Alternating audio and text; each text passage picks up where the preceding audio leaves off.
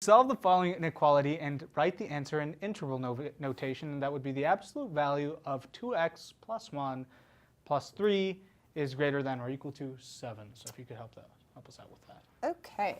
I'm not going to get into too much about what absolute value means, just because I could go on and on and on. So I'm answering this question with the assumption that at least you've got a basic background understanding of absolute value at this point. So if you go ahead to my screen, I will kind of show you how to go about doing this. What we want to do first is get whatever's inside of those absolute value bars. We want to get that part by itself first. And so in order to do that, we're going to start by subtracting 3 from both sides. At this point then, we have our absolute value quantity by itself. And so we can write our inequality that way. And then one thing with absolute values is that, or at least inequality absolute values, is that when we have the absolute value, we can take it away and rewrite it this way.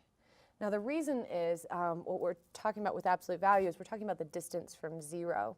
And so if what we're saying, the distance from 0 of whatever quantity is inside there, it's greater than or equal to 4. Well, that means that whatever's in there is also going to be less than or equal to negative 4. Let me give you kind of a mini example here.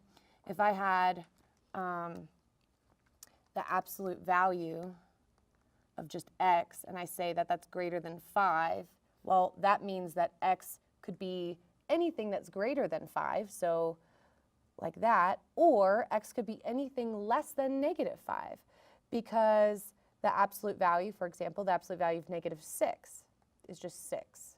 So that's going to make this equation true, or inequality true as well. So again, I can go into more of why later if you really have more questions on it, but yeah. So then at this point, what we want to do is get x by itself. And when you're solving inequalities like this, not only are we doing it to both sides of the equation, we're going to do it to all 3 parts of our inequality. So I did it to all 3. So then on the left-hand side, I end up having negative 5.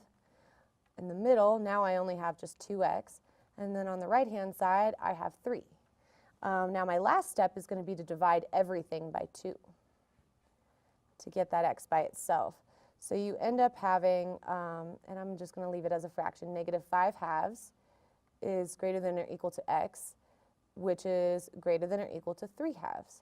Now we solved it, but this isn't interval notation. We were asked to get this problem into interval notation. Basically what that does is, let's say I were talking about the interval between, let's say I said x is greater than 1 and x is greater than 1 and x is less than negative 1. One way I could write that is like this.